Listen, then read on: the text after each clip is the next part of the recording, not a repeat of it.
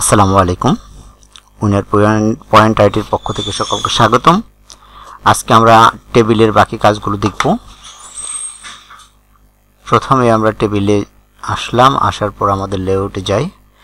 আমরা distribute rho ইভেন্টে distribute column ইভেন্টে দেখেছিলাম। এখানে অ্যালাইনমেন্ট যেটা আমরা প্যারাগ্রাফে দেখেছিলাম সেই অ্যালাইনমেন্টটাই এখানেও কাজ করে, তবে প্যারাগ্রাফে কাজ করছে এক মার্জিন থেকে অন্য মার্জিন একটা পেজের ভিতরে, আর এখানে কাজ করবে একটা সেলের ভিতরে।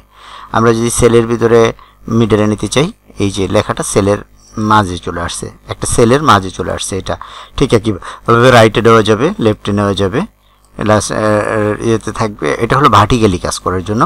ভার্টিক্যালি আমরা এই রোটা যদি একটু বড় থাকে তাহলে আমরা ভার্টিক্যালি কাজটা করতে পারবো সহজেই।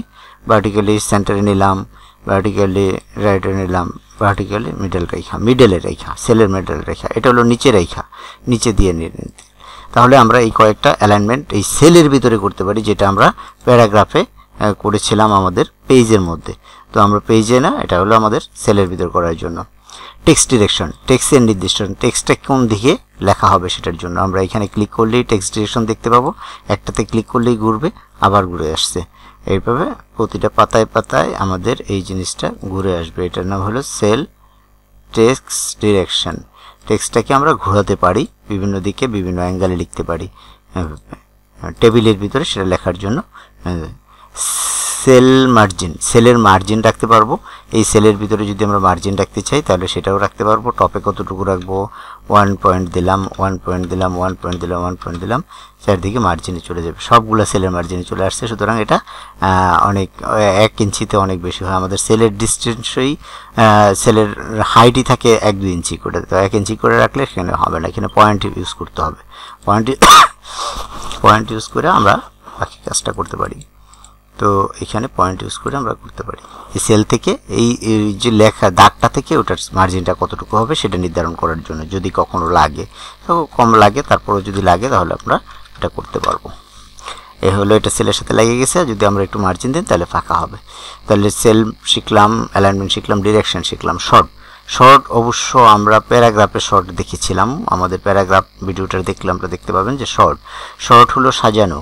আমাদের যদি উল্টাপাল্টা কোনো কিছু থাকে তাহলে সেটাকে সাজানোর জন্য আমাদের এখানে আমরা শর্ট করতে পারি। 7, 8, 2টা থাক, 5, 6, এখানে নিচে আমরা 5টা দিলাম। এই যে এখানে যে সিরিয়াল নাম্বারটা আছে সেই সিরিয়াল নাম্বারটা আমাদের উল্টাপাল্টা আছে, আমরা এখন এটা শর্ট করে নিয়ে আসবো, সাজাইয়ে নিয়ে আসবো সিরিয়ালি।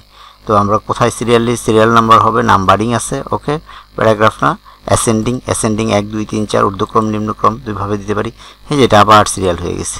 তো আমরা সিরিয়াল করার পরে আবার যদি মনে করি ডিসেন্ডিং করব, তাহলে ডিসেন্ডিং করলে 10, 9 ওইভাবে উল্টা আসবে। পুরা রোটাই চেঞ্জ হয়ে গেছে, রোটাই উপরে গেছে, রোটাই হয়েছে, যাতে আমাদের ডাটার কোনো পরিবর্তন না ঘটে। এই জন্য আমরা এখান থেকে সব করতে পারি। আপেল উপরে ছিল, এবার আপেল উপরে চলে যাবে একে।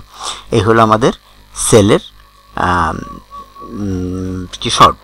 রো রিপিটেড টপ, আমাদের এই টেবিলটা যদি 2 পাতা 3 পাতা হয়, আমাদের তো উপরের যে হেডিংটা শুধু 1 পাতায় দেখাচ্ছে। আমরা যদি এইটাতে ক্লিক করে দেই, এটাতে ক্লিক করে দেই, তাহলে যদি আমার রো রিপিটেড টপ থাকে তাহলে এই টেবিলটা যদি 2 পাতায় যায়, আমার নিচের পাতায় অটোমেটিকলি হেডিং চলে আসবে, অটোমেটিকলি হেডিং চলে আসতেছে।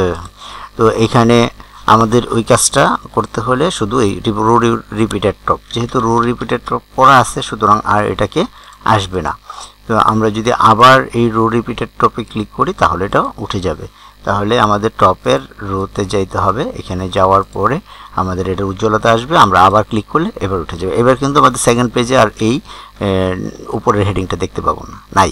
আবার যদি থাকতে চাই তাহলে এখানে যে আবার একটা ক্লিক করলে এটা আমরা নিচের পাতা অটোমেটিকলি চলে আসছে। সুতরাং রো রিপিটেড টু টেবিলের হেডিং হিসেবে কাজ করে। সুতরাং এটা একবার দিলে অফ হয়, একবার দিলে অন হয়, কিন্তু শর্ত হলো যেখানে যেই রোটাকে আমরা রিপিট হিসাবে ইউজ করব সেখানে রাখতে হবে। তো আজকে আমরা এই পর্যন্তই থাকবো। পরবর্তী ভিডিওতে থাকবে আমাদের বাকি